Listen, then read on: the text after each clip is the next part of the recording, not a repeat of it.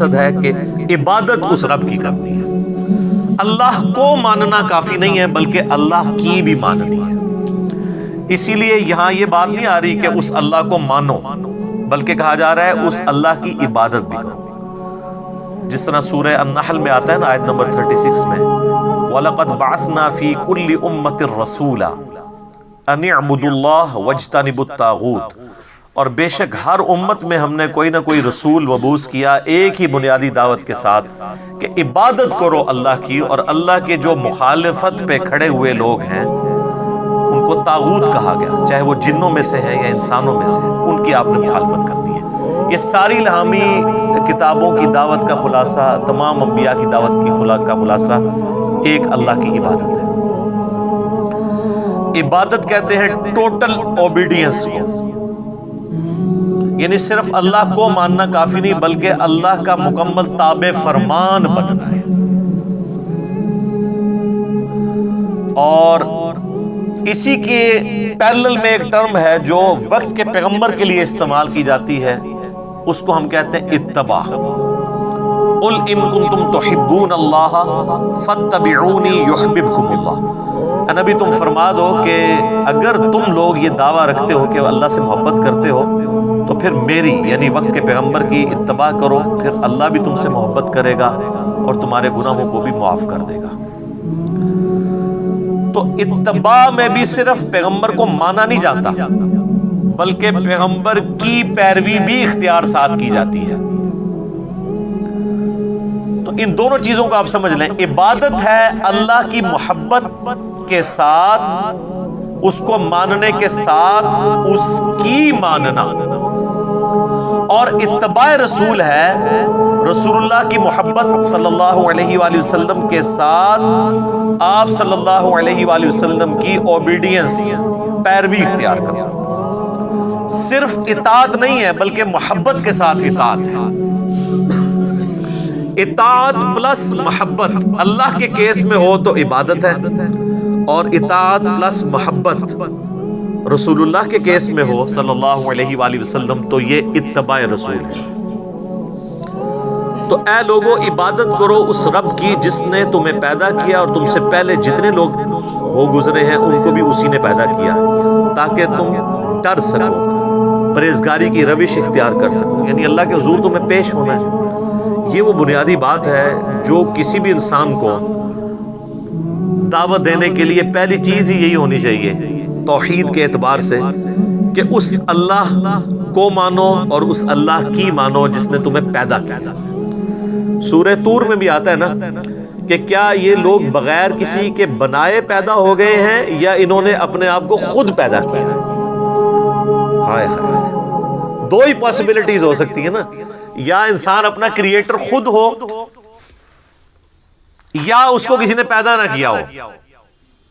تو یہ تو کیس کوئی نہیں ہے کہ کسی نے پیدا نہیں کیا. اس کی وجہ یہ ہے کہ پیدا ہونا ہماری نگاہوں کے سامنے ہے. ہمارے ماں باپ نے ہمیں پیدا ہوتے ہوئے دیکھا ہے اور ہمارے ماں باپ کو ان کے ماں باپ نے پیدا ہوتے ہوئے دیکھا ہے. تو کریشن تو ہوئی بھی ہے. تو کیا ہماری پیدائش جو ہے وہ ہمارے ماں باپ ذریعہ ضرور بنے ہیں لیکن ان کو تو نہیں پتا کیسے پیدائش ہوئی ہے. وہ اللہ ہی ہے جو پرفیکشن کے ساتھ مخلوقات کو بناتا ہے. ان کو تو بالکل پتہ نہیں ہوتا. مخلوق جو پیدا ہو چکی ہے اسے خود اپنے بارے میں نہیں پتا کہ اس کے اندر کیا کچھ چل رہا ہے، سوچ بھی نہیں سکتی. آج اگر سائنس ہمیں یہ باتیں ٹروتھ ریویل نہ کرتی اس کائنات کے بڑے بڑے حقائق تو ہم کبھی امیجن بھی نہیں کر سکتے تھے کہ کتنی یہ کمپلیکس کریشن ہے. کوئی بھی زندہ چیز ہے اس پہ تو گھنٹوں بولا جا سکتا ہے. انسان کے جسم میں جو ایک خلیہ ہے نا، اس خلیے کو بنانے کے لیے نیو یارک سٹی جتنی جگہ چاہیے جتنے سسٹم اس میں اللہ نے رکھ دیا.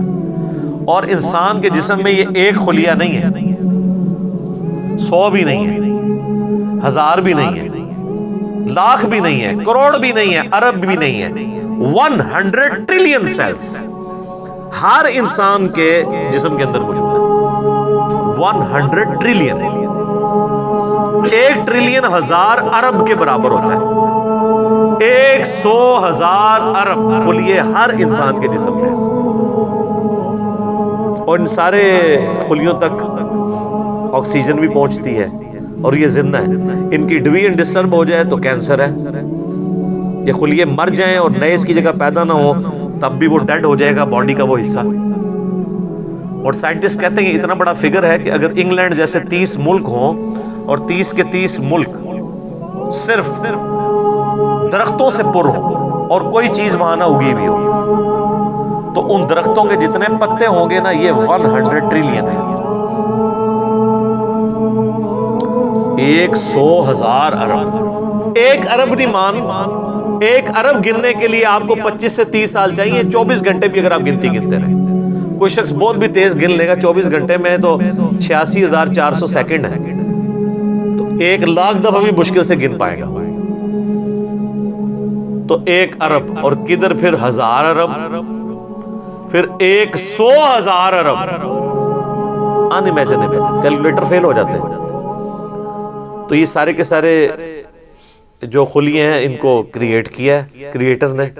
پھر خالی اس طرح کریٹ نہیں کیا, مینیجیبل فارم میں. یہ خلیوں نے کیا خود ڈیسائیڈ کیا تھا کہ ان خلیوں نے مل کے آنکھ بننا ہے, ان خلیوں نے مل کے دل بننا ہے؟ آرگنائز ہوئے ہیں اور پھر سارے خلیے آرگنائز ہو کے ایک کامن فنکشن پرفارم کر رہے ہیں. دل کا فنکشن گردے نہیں پرفارم کر سکتے, گردوں کا فنکشن آنکھیں نہیں پرفارم کر سکتی, آنکھوں کا فنکشن جو ہے وہ ہاتھ نہیں پرفارم کر سکتے.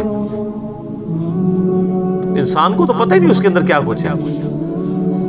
تو یہ بنیادی بات ہے کہ اس اللہ کی عبادت کرو جس نے تمہیں پیدا کیا ہے, اور جتنے اگلے بھی گزرے ہیں ان کو بھی اسی نے پیدا کیا.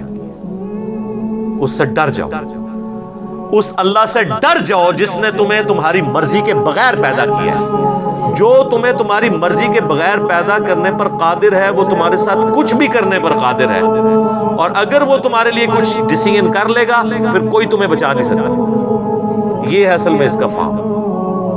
ڈر جاؤ لعلکم تتقون, تاکہ تم ڈر سکو.